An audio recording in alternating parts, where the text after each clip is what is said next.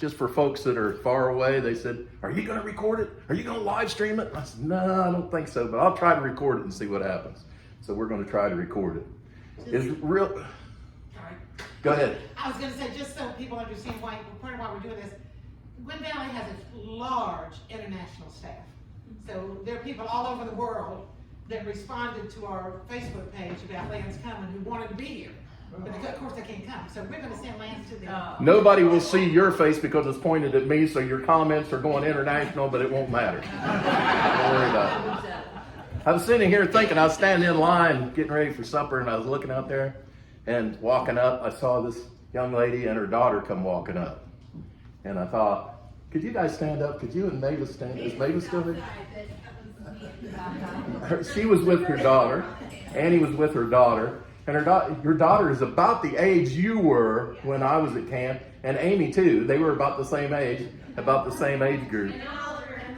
And Oliver too. So this is like, I'm going to tell stories that they remember. I know they'll remember them. So some of them will be. So, but anyway, I want to start with a tale because, you know, that's what we're here for, is a tall tale.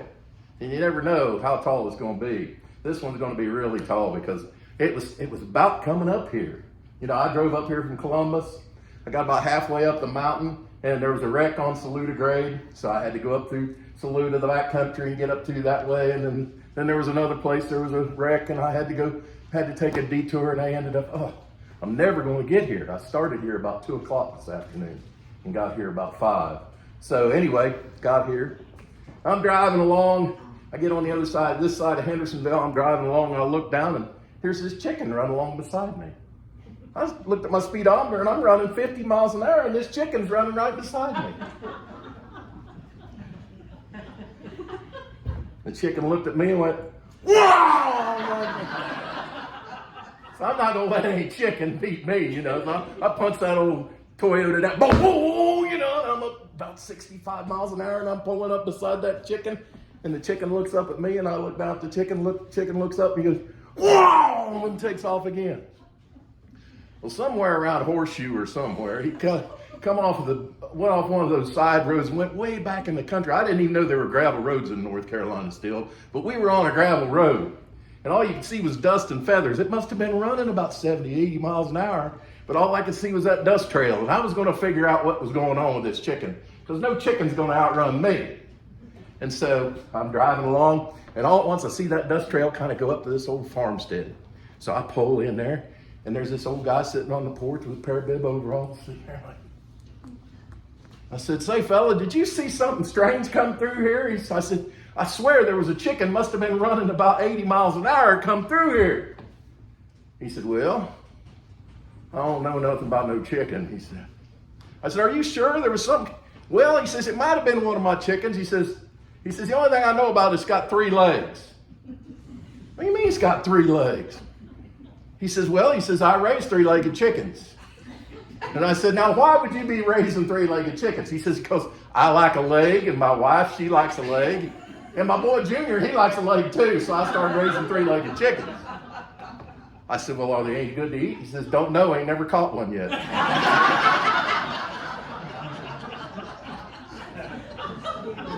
So poultry's good for this crowd. All right, we can work with poultry. Where I work in Forest City is right down the street from the Mooneyham Library. And I have to sometimes go down there because the Wi-Fi in the church is pretty bad. And, you know, with a small church, they don't really have the funds to pay for, you know, Starlink and all that stuff, you know. And so we've got the very minimal thing. Actually, I run it off my phone. I've got to, you know, do a personal data thing that transfers it. I don't know how you say that. But anyway, I go down to the library when I want to do some work, like online or print something up or work with Microsoft Publisher. They've got it down at the library, and I don't have it at the church, you know, so I go down there. I'm talking to the librarian. She says, you are not going to believe what happened this week. And I said, well, what's that? She said, I got this chicken that comes in here, and it gets a book every day. A chicken comes in here and gets a book. And I said, no. She said, yeah. She said the first day it came in here and said, what? So she said, I gave it a book and it stuck it under its wing and walked out the door. The second day it came in there and it said, what? She said, oh my goodness, this chicken must be an accelerated raider. So she said, I gave it 2 books. Put one under each wing and went out. Third day it came in, it said, book, book, book, book, book. She said, 7 books. Oh my goodness. She says, what is that chicken doing with all these books? It hasn't returned any of them I've given it yet. So she followed that chicken out the door. The chicken got on the Rutherford County Transit, went way out in the middle of nowhere, someplace in the hills near Bostic, way out in there. And the chicken jumped off the bus, and she followed up with the car and just came right up there. Chicken's walking up the driveway. There's books underneath its arms, underneath its wings. And the chicken comes up to a pond. Chicken throws the books down, opens one of those books up and rips a page out of it. She about had heart failure when that happened.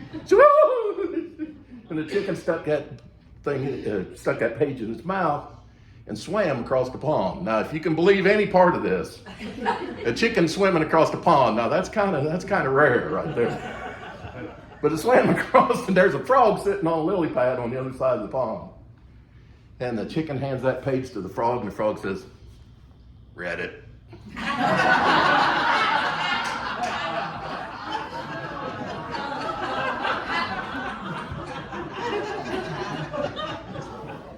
I don't know if any of you are familiar with a fella named Jack. Anybody ever heard of Jack Tail?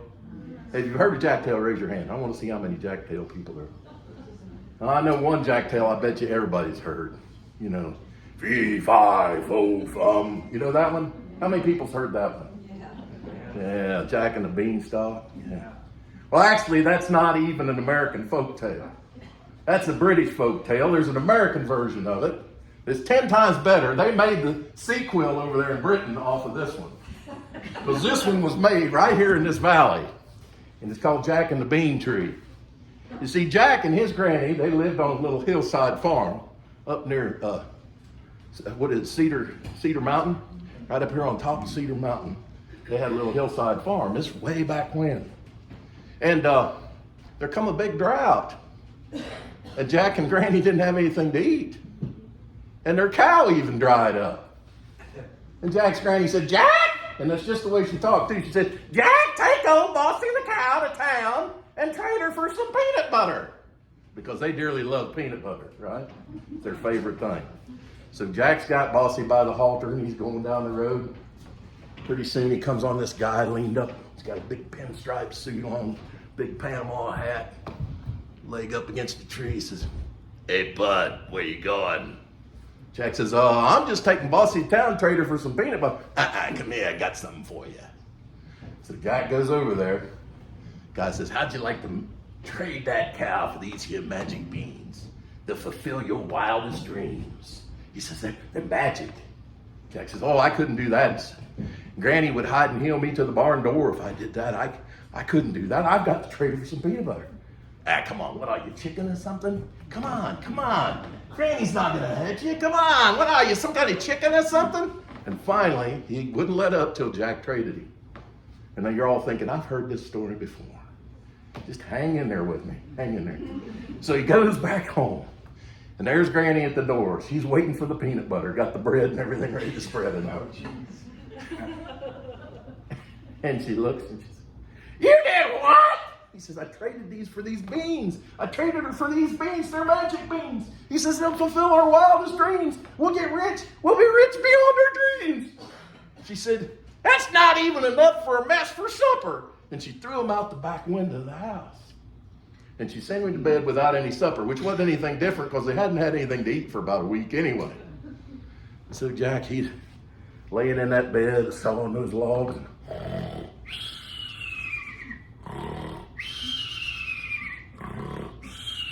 Long about 4:30, 5 o'clock in the morning when the sun's just when the dawn's just about to break.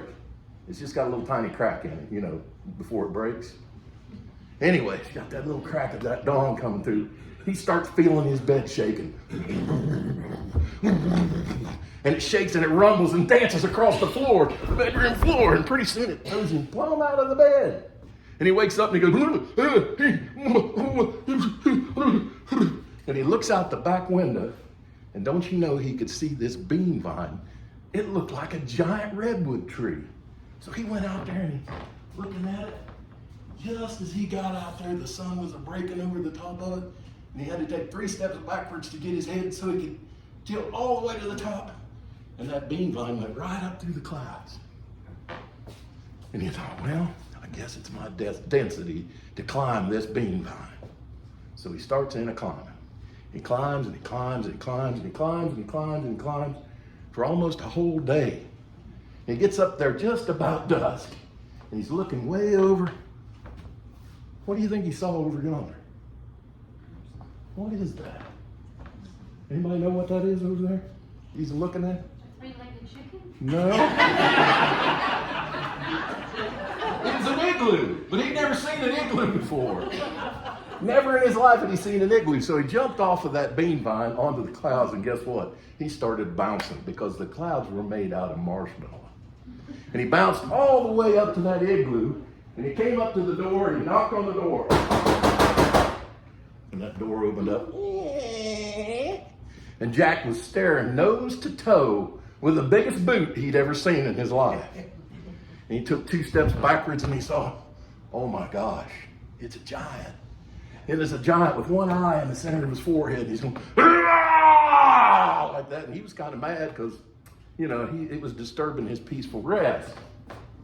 And he didn't see anybody because nobody in his world is as tiny as Jack. So he slammed the door.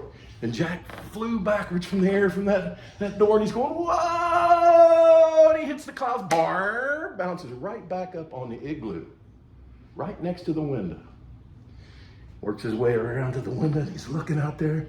He's looking in the living room of that igloo, and all at once he hears this, and this big old purple goose comes flying in the window.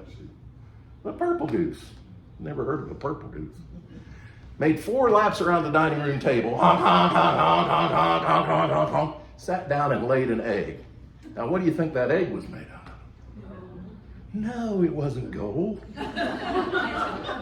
It was this chocolate creamy stuff. It looked, we know it is chocolate, but it was really this creamy, dark brown stuff. But we know it is chocolate, but nobody had ever seen chocolate before. This was the first chocolate anybody had ever seen in the whole world. So Jack's sitting there trying to figure out, what is that egg about? And he doesn't see the giant anywhere, so he jumps down in the living room, walks over, touches that egg, and a little bit of it melts on his finger. You know how it melts in your hand, not in your mouth or whatever. Anyway, he touched that. Ooh. Ooh. I got to get this egg down to Granny. She'll love this. He's sitting there trying to figure out what to do with that egg. All at once, this chartreuse goose, big as this community center, comes flying in the window, and it lays an egg, a huge egg, so big, it was just as big as that chocolate one, so big that a couple of us couldn't get our arms around it. What do you think that egg was made out of? Peanut butter. Peanut butter! Yeah! There you go. Peanut butter, and Jack knew exactly what that was. It's peanut butter. So that's Granny's favorite. And then there was this pink goose that come flying in. And the pink goose laid this egg. It looked kind of powdery looking. And it was pink. And he touched it. It was kind of rubbery. It kind of bounced back. And he said, what is that? Got over there and he started digging on it. It's kind of hard. So he got his pocket knife out, carved off a little bit of it. Oh, that's pretty nice. You see, it was bubble gum. Nobody had ever seen bubble gum either. And he's chewing on his bubble gum. And that powder got in his nose and he,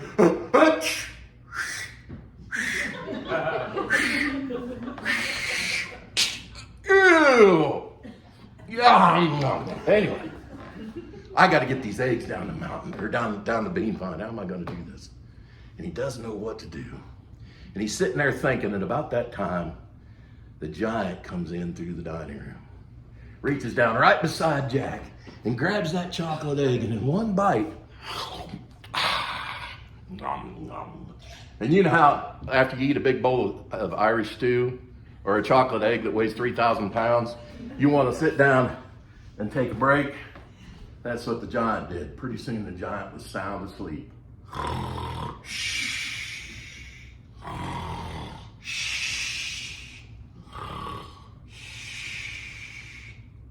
So Jack Jack was sitting there contemplating, now what am I gonna do? What am I gonna do? And don't you know that goose, that chocolate egg goose, come flying in the window and laid another one of those chocolate eggs. So he gets his knife out and carves off a big old chunk of that bubblegum egg, sticks it in his mouth, and he's chewing and chewing and chewing. And he climbs up the giant's pants leg, clear up to the giant's nose, clear up to his face. And he takes that bubblegum and he stretches it over the giant's mouth. So when the giant snores, it blows a big old balloon. He's got this big old monster balloon. Then he goes down to the giant's pants legs and gets some frays off the giant's pants legs, makes him some ropes, and he ties that balloon all up, brings it down, and ties it to that chocolate egg. And when he did, guess what happened?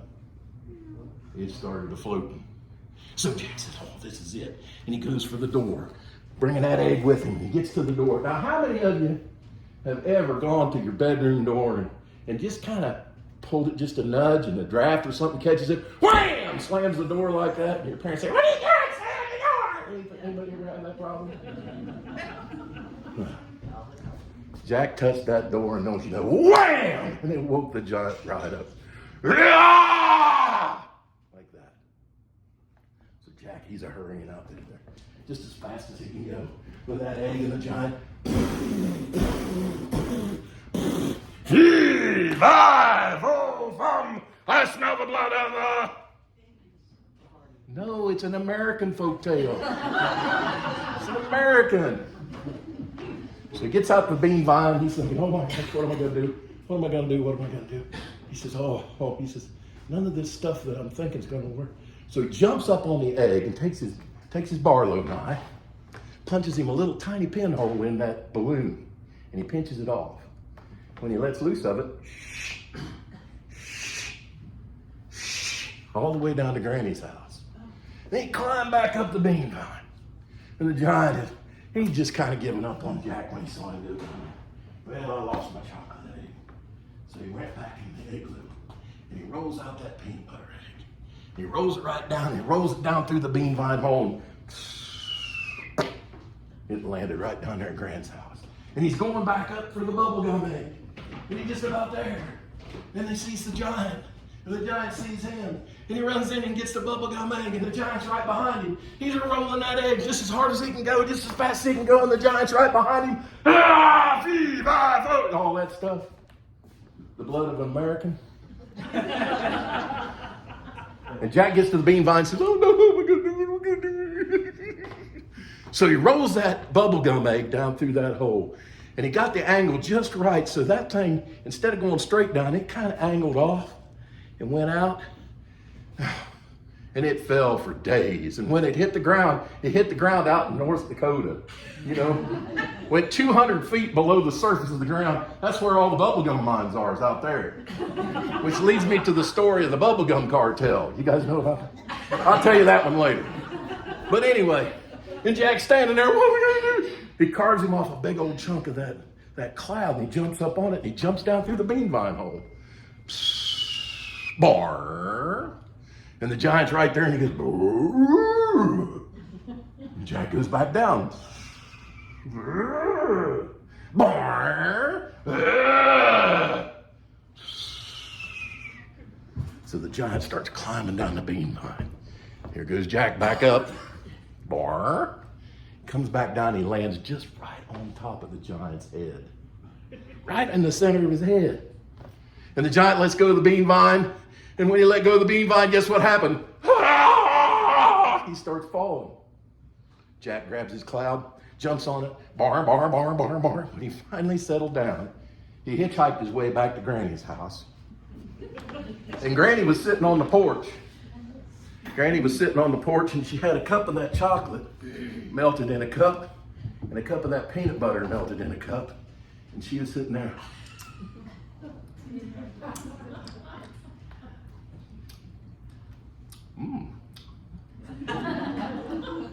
See, Granny's name was Reese's. And that's where Reese's peanut butter came from. And they all moved back to a little town in Pennsylvania, which was where Granny was originally from, a little place called Hershey. So there you have it, the American folktale, the history of chocolate, the history of bubble gum, and American folktale Jack and the Bean Tree. Thank you.